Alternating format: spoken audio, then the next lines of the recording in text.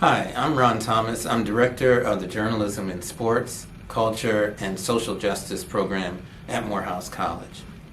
In this era of misinformation, particularly regarding race relations in this country, one of the things that I've found most disturbing is hearing people talk about the Great Replacement theory. In general, the theory that's propagated by white supremacists is that if people of color in America make progress, then every time we make a step up, white people make a step down. And it doesn't make any sense to me whatsoever.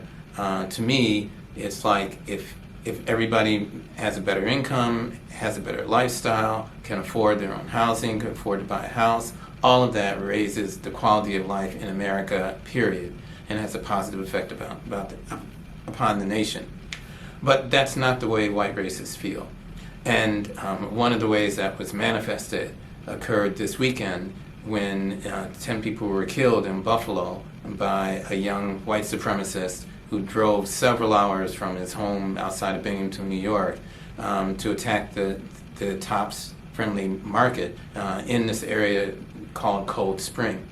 And first of all, it's just a vicious attack to have assault weapons and assault armor, etc., and use that to attack and kill people who are just totally innocent people doing their weekend shopping. But the other thing that's so disturbing about it is when you look at the people who were killed, they were exactly what Americans aspire to be. As the news reports have come about what people did, there was one man who was retired, and he was helping people put their groceries in his car because he liked to help people. He would drive people to the supermarket and help them buy their groceries if they didn't have transportation or were elderly and couldn't do those things themselves. There was another man who was about 52, and he stopped at the market to buy a birthday cake for, I think it's his 3-year-old grandson.